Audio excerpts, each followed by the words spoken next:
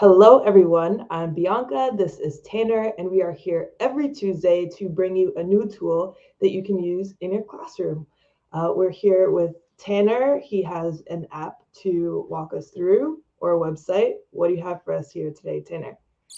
Yeah, we're going to continue a bit of a theme that's been happening on the show lately, which is looking at news sites or news literacy sites. And this one today is called PBS NewsHour Classroom. You probably know PBS NewsHour. The great thing is they have a classroom focused tool for you that is completely free. And we rated around grade 6 to 12, although our reviewer noted that one issue with the site is that while it does cover a wide grade range, there really aren't any filters for those grades. So you're going to want to kind of check content to see what's right for your students, because they definitely do not shy away from some challenging topics that may or may not be suitable for your students. But other than that, it's a great destination, a lot like a few other things we've reviewed, like including our last video on CBC News. This is a great destination for daily news coverage. Now, the special thing, of course, about PBS NewsHour Classroom is that they have the PBS NewsHour broadcasts to lean on. So where I'd really direct you to go here is to this daily news lesson section. This is the heart of the site. And what it features is up top, there's always a broadcast from PBS NewsHour. And then they'll offer you a nice little summary. They have a Google Doc with some discussion questions that are also included here as well. Often they'll have transcripts. It looks like they don't have a transcript yet of this one, but often you'll see a transcript for the videos. But of course, they'll have closed caption. These are on YouTube, though, so may provide some challenges with your school's firewall.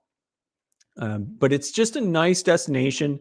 If there's a topic being discussed, you can come here. There's a trusted video from trusted journalists, factual information, some questions to ask students, or give them a quick activity, either an introductory activity or like an exit ticket for the classroom.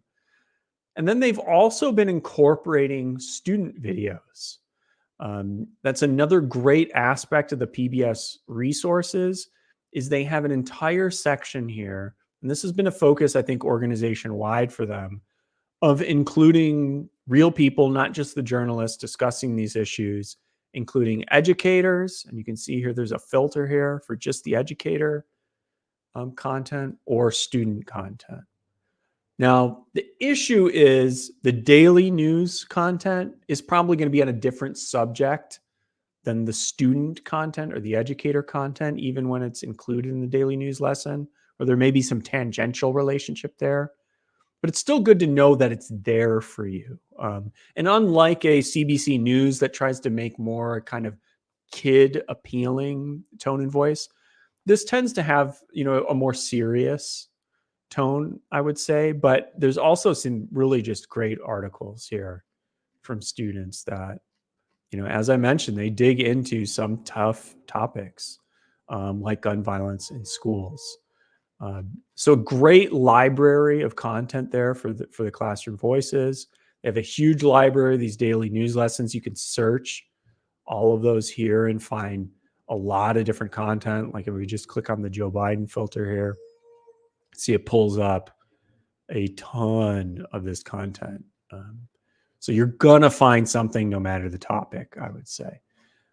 They also have a browse for all of their lesson content. So these are categorized as daily news lessons, but they have things that they also call lesson plans and activities. Like here's one that I was looking at. State of the Union was yesterday.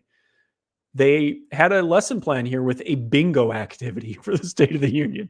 So you can encourage your students to watch the State of the Union at night or in class, and they can fill out the bingo activity. And they have a lot of creative implementations like that. And you can browse it by topic, and you can see here they break it down by civics, ELA, STEM, and media literacy.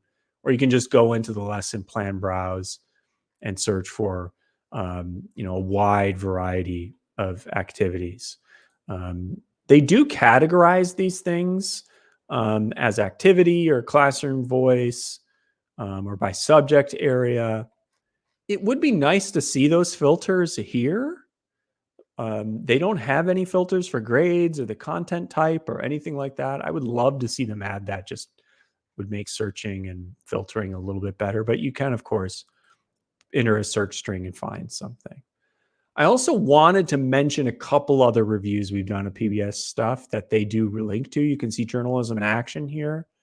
This is a great standalone experience that if you're looking to teach like the basic foundations of news literacy, which are sort of journalistic ethics and the history of journalism, Journalism in Action has case studies, historical case studies that highlight great journalists and great journalistic efforts in the past. And they also, a lot of this classroom voice content comes from their Storymaker and student reporting labs sites. And this, I believe we've covered this. Did you do that video, Bianca, with me? Storymaker? No. I think we might have covered both of these, Journalism in Action, Storymaker, though. I think so. So there may be those videos. If they are, I'll link them in the description. If not, maybe we can do them in the future. We've done so many of these at this point that I'm having a hard time keeping track.